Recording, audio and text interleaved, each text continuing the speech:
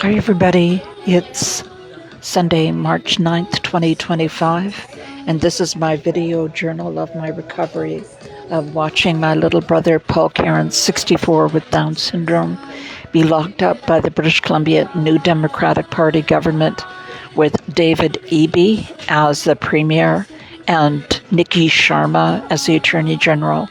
My brother was locked up for 588 days before he had some kind of brain event. I was allowed to visit him for 10 minutes a day for the 10 days he survived. I think the government killed him ultimately by removing his oxygen mask and administering an overdose of a sedative right in front of my eyes. I was in the middle of an application to restore. I had lost 2 appeals to the Supreme Court of Canada, one to restore my visits with my brother, and then secondly to be appointed his guardian. David Eby and Nikki Sharma appointed my 82-year-old Catholic nun sister who had only met Paul a few times and who lives 4,000 kilometers away in Northern Ontario as Paul's guardian. They did that after I complained to the Burnaby RCMP about a fraudulent forged power of attorney that they had created to give Paul the COVID-19 shot, and also to isolate. What they ended up using it for was to isolate and confine him to his group home after he retired. Paul begged for me to visit him. He was cogent right up almost to the end when they sedated him to death. So I want to first of all thank Facebook. I've been posting about medical assistance in dying in Canada for the last 5 years, warning that it will result in the Canada losing its sovereignty. There's a reason why. There's a reason why human beings have not killed their sick and vulnerable members of their society. Really, for 50,000 years, it was the start of civilization, according to anthropologist Margaret Mead, was when human beings took care of their sick and dying members. And that was evidenced by a skull, I think, of a Neanderthal that showed healing past the point when the person, from an injury that the person couldn't have possibly survived or cared for themselves. So it showed that they were cared for by the group.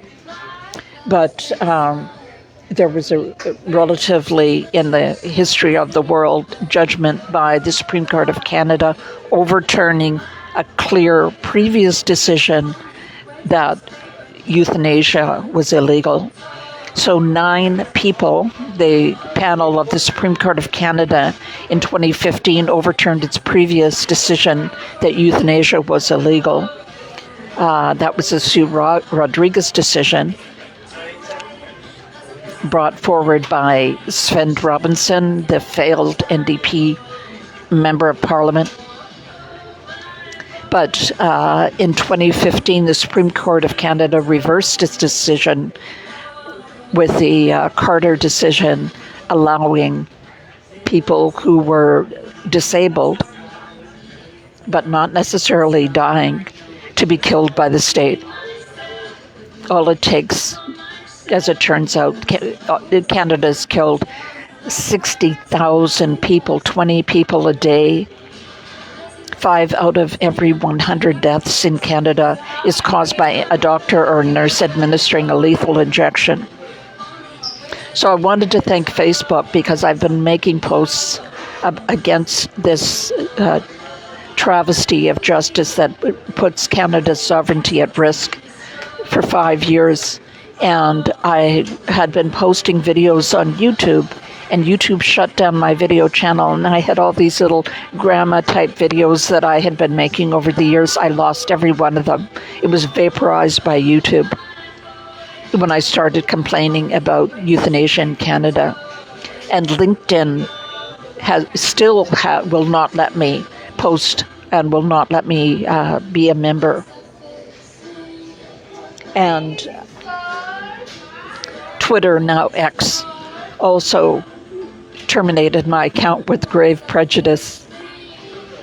So Facebook is the only social media venue or account that will let me post about this. And you got to wonder, if it's such a wonderful thing and so just and fair, why is any discussion of it completely obliterated by most social media accounts?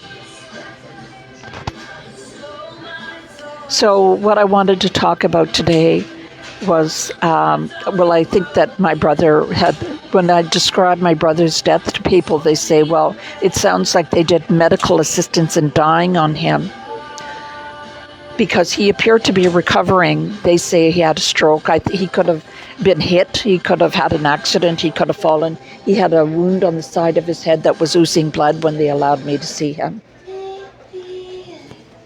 But he appeared to be recovering. He grabbed my hand when I walked into the room, and he wouldn't let it go, squeezed it tighter than a steel vice, and he wouldn't let it go until they made me leave. When I said, Paul, it's Kathleen. And it blew me away. He appeared to be recovering. He sat up, he grabbed a huge coffee table book from my hand and started turning the pages. He looked at it. He scanned the pages completely appropriately. He looked me in the eye completely appropriately. But just at that time, on April 21st of 2024, I got a call from the Burnaby RCMP saying they'd been ordered by Ottawa to reopen the investigation into the fraudulent and forged power of attorney over my brother. And when the nun who David Eby had appointed my brother's guardian found out that I knew that she had been told a month before me. But when she knew that I knew she was being investigated by the Burnaby RCMP, she ordered that my brother's oxygen mask be removed. He was on a ventilator. And she ordered that he be sedated to death. And he was dead within 24 hours of the nun finding out that I knew she was being investigated by the RCMP. So I've complained to the coroner and to the College of Physicians and Surgeons of British Columbia, and to the best of my knowledge, they are investigating the circumstances of my brother's death, and they are still investigating. So I know how, I was a practicing lawyer for 16 years, and I know how these things work, and there will be a paper trail of, or evidence of my sister ordering my brother to be killed when she found out that I knew. And the thing, even in Canada, although Justin Trudeau is trying to change the law, even in Canada, they cannot kill incapable adults. They can only kill people who agree to being killed. And they're not allowed to kill children or incapable adults. And Paul actually had a court order declaring him to be mentally incapable. And so my sister's order to his treating physician after the accident was illegal. So her order that he be killed would have been illegal. And there's a very nice investigator with the College of Physicians and Surgeons with whom I'm in regular contact. And, the thing, having been a lawyer and my forte was appeals, I never lost an appeal. Before I was disabled in an accident in 2008, never once lost an appeal before that. And there's a certain number of appeals of every decision that's made. There's a regular percentage, but of the decisions to kill these innocent, vulnerable people, since 2015, 60,000 Canadians, there's not been one appeal. Nobody's gotten in trouble. There's been no improper paperwork. Now, with divorces, about 50% of divorce applications are rejected as being irregular. So how is it that 60,000 people can be killed and there's not been one instance of that being done improperly? because people who are killed can't appeal. So there's no right to appeal because they can't change their mind because once they're dead, or if things were done irregularly, they're dead. So I saw a quote on Facebook. As I said, I want to thank Facebook by never censoring me and allowing. The only thing they ever censored of mine was I posted a statement that J.D. Vance, Trump's vice president, was a hillbilly redneck cracker. And that's the only post that I've ever posted that Facebook deleted. They didn't like me calling J.D. Vance, whose real name, by the way, is John Douglas Bowman. So it all keeps on coming back to the state-sponsored killing of vulnerable, disabled people in Canada. And I read a quote yesterday, or a story about the writer G.K. Chesterton, the British writer. And he said, if you're going for a walk and you see a fence, it could be a broken down fence or, not very pretty, or don't tear it down. Leave it alone, because you never know what that fence is for. A farmer might have put it up to keep the cows out of poisonous plants. It might have been put up to keep people from falling off a cliff. You just never know. Don't pull down, and if you see a fence that it just doesn't look like a good fence or a proper fence or a fancy fence, leave it alone, because you just don't know why that fence is there. And there's a fence against killing people. It looks like it makes wonderful sense. You've got disabled, vulnerable people that cost the state a lot of money, and they want to die, and the state wants to kill them, and there's no fuss afterwards. They are killed, and then you never hear a peep out of anybody.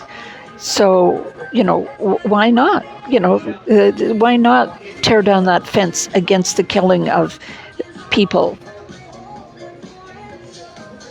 extrajudicially? But there's a very good reason for it. It's been there for 50,000 years in humanity. And I can connect the dots, and I guarantee you that Donald Trump is going to annex Canada as the 51st state, and the reason he's going to give, and I know this because I've heard one of his advisors is Tucker Carlson, the journalist, Tucker Carlson, and he's repeatedly said that Canada should be invaded and annexed because it's euthanasia of innocent, vulnerable citizens. And Tucker Carlson certainly has Donald Trump's ear. And, I watch the news all day long. I'm retired. I've got the time to do it. And I'm telling you that Canada has lost the moral authority, the moral high ground, by killing its innocent and vulnerable people extrajudicially. So, I want to thank Facebook for not censoring me. And Canada has to stop it's euthanasia. It's what's so-called medical assistance in dying. As a lawyer, I parse every word. Medical is from the Greek word to heal. You do not heal people by any stretch of the imagination by killing them. And I'm sure there's tens of thousands of stories now of people who would have decided differently if they'd been left alone. The fundamental right of every human being is ultimately to be left alone by the state. But that's it for now. I love you all. Thank you for taking the time to watch this video and let me vent. Take care.